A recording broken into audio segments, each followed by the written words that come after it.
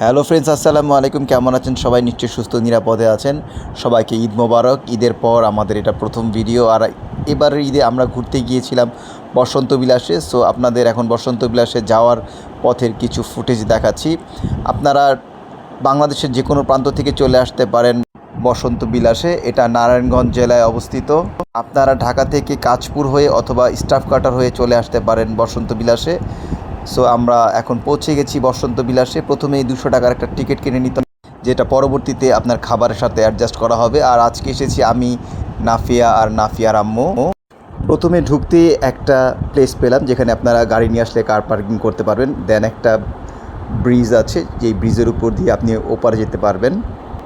এখান থেকে ভিউটা কিন্তু খুব সুন্দর। একটা লেক আছে এবং এর পাশে একটা বিল্ডিং আছে যেখানে তাদের রেস্টুরেন্ট, যেটা মূল রেস্টুরেন্ট।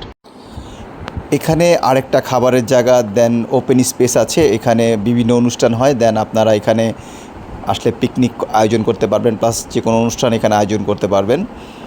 আর এই হচ্ছে সেই প্লেসটা, প্লাস একটা কোর্ট আছে, এখানে আপনারা খেলাধুলা করতে পারবেন। আমরা যেহেতু ঈদের সময় গিয়েছিলাম, এখানে বেশ কিছু ইভেন্ট চলছিল।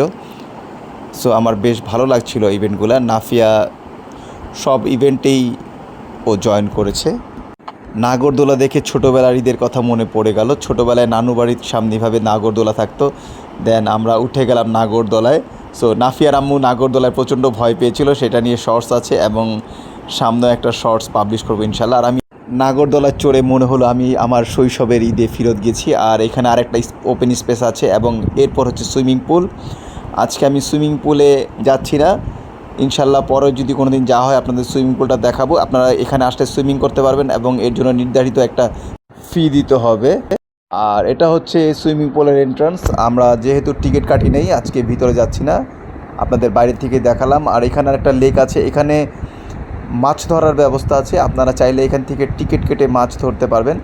আর যারা মাছ ধরতে আগ্রহী তারা কিন্তু এখানে মাছ ধরতে পারবেন। আর এরপরে এখানে আছে হচ্ছে লেক, যেখানে আপনারা নৌকা ভ্রমণ করতে পারবেন। এটা ঘন্টা প্রতি ব্যবহার করা হয়। আমরা আধা ঘন্টার জন্য নিয়েছিলাম, আমাদের খরচ পড়েছিল 300 টাকা।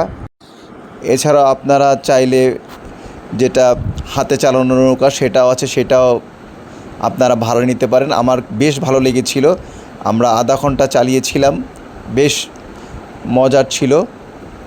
আর আমি নৌকা চালাতে পছন্দ করি, আমি যেখানেই যাই এবং নৌকা চালানোর সুযোগ পেলে, বিশেষ করে প্যাডেল বোট চালানোর সুযোগ পেলে সেটা মিস করি না। এখানেও সেটা মিস করলাম না। আর আমার মেয়ে নাফিয়াও এই জিনিসটা খুব এনজয় করে। সো নাফিয়ার কারণেই আমার মূলত এই প্যাডেল বোটিং করা। এরপর দেখতে পাচ্ছেন আপনারা ডে লং ট্রিপের কিছু কটেজ। এখানে আপনারা ডে লং ট্রিপ করতে পারেন, এই কারণে এখানে কটেজ পাওয়া যায়। সো আপনারা এখানে নিরিবিলিতে ডে লং ট্রিপ এখানে আয়োজন করতে পারেন। সো নাফিয়া আর আমি এখন হাঁটছি। আপনারা দূর থেকে যেটা দেখতে পাচ্ছেন সেটা হচ্ছে এই বসন্ত বিলাসের মূল রেস্টুরেন্ট। আর এখানে দেখতে পাচ্ছেন ফাঁকা জায়গা অনেক। বসন্ত বিলাস এখানে আরও অনেক কিছু এখানে নিয়ে আসবে ভবিষ্যতে, তারা সেরকমই প্ল্যান করেছে শুনলাম। আর এই হচ্ছে বসন্ত বিলাসের মেইন বিল্ডিং, যেটা তাদের মূল রেস্টুরেন্ট। আমরা এখন রেস্টুরেন্টে চলে এসেছি লাঞ্চের জন্য। আর এই হচ্ছে লাঞ্চের মেনু। আমরা যে 200 টাকার টিকিট কেটেছিলাম সেটা বাদ দিয়ে বাকি টাকা দিয়ে আমরা লাঞ্চ নিলাম। আর আমরা যেহেতু ঈদের সময় গিয়েছিলাম তাই বেশি মেনুতে ছিল না, কয়েকটা আইটেমই ছিল, রেগুলার মেনুগুলো ছিল না। সো আমরা এখানে অর্ডার করলাম একটা সেট মেনু, যেটাতে ছিল fried rice, chicken curry, chicken wonton আর ভেজিটেবলস। চিকেন অন্থনটা আমার কাছে এভারেজ মনে হয়েছে, মুচমুচে, বাট স্টাফিংটা আমার কাছে এভারেজ মনে হয়েছে। আর রেগুলার মেনু থাকলে হয়তো বা আমরা অন্য কিছু অর্ডার করতাম। আর দুপুর হয়ে গেছিলো, লাঞ্চের সময় হয়ে গেছিলো, দেন তাই আমরা ভাবলাম যে এটাই অর্ডার করি। আর তারা বলেছে যে এটাই এখন অ্যাভেলেবেল আছে সবগুলা খাবার। যেহেতু ঈদ আর প্রচণ্ড রাশ ছিল ওই দিন, আপনারা ঈদের সময় গেলে কিন্তু প্রচণ্ড রাশ হয়, প্লাস ওনাদের অনেক ইভেন্ট হয়, দেন ওনাদের ওপেন এয়ার কনসার্টের আয়োজন থাকে, যেটা আমরা আপনাদের পরবর্তীতে দেখাবো। আর এরপর ট্রাই করি ফ্রাইড রাইস। আর ফ্রাইড রাইস কিন্তু পরিমাণে অনেক বেশি ছিল, একজনের থেকে খুব বেশি। ফ্রাইড রাইসটা খাওয়ার পর আমার কাছে মনে হয়েছে অনেক দিন পর একটা বেস্ট ফ্রাইড রাইস মুখে দিলাম। ফ্রাইড রাইসে যে ভেজিটেবলসগুলো ছিল ওয়েল কুকড, ফ্রাইড রাইসটা আমার মন কেড়ে নিল। এরপর ট্রাই করি ফ্রাইড রাইসের সাথে ভেজিটেবলস। ফ্রাইড রাইসের সাথে ভেজিটেবলসটা বেশ মজার ছিল। ভেজিটেবলসের ক্রাঞ্চিনেস ছিল, যেটা বেশ ভালো লেগেছে আমার কাছে। আর আপনারা চাইলে কিন্তু বসন্ত বিলাসে এই প্লেটারটা ট্রাই করতে পারেন, বিশেষ করে ফ্রাইড রাইসের জন্য। বেশ মজার একটা এগ ফ্রাইড রাইস, আর ভেজিটেবলটা বেশ মজার। এরপর ট্রাই করি তাদের চিকেন মশালা কারি।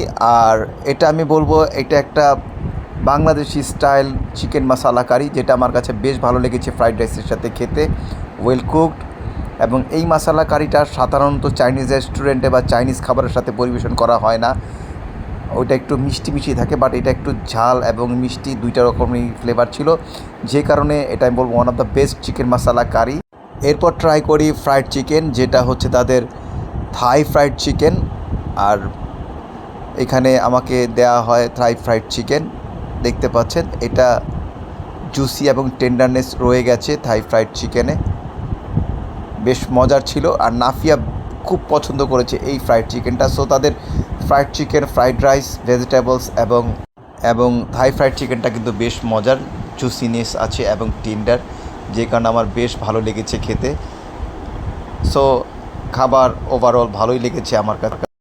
এরপর আমরা চলে যাই বসন্ত বিলাসের আরেকটি ইভেন্টের সামনে, যেখানে ওপেন এয়ার কনসার্ট চলছিল আর বাচ্চাদের খেলাধুলার একটা প্লেস দেখতে পাচ্ছেন। আর সেখানে চলছিল ওপেন এয়ার কনসার্ট, এবং এখানে বিভিন্ন উৎসবে ওপেন এয়ার কনসার্ট হয়। প্লাস এই হচ্ছে তাদের একটা ভিউ। ফ্রেন্ডস, যারা চ্যানেলে নতুন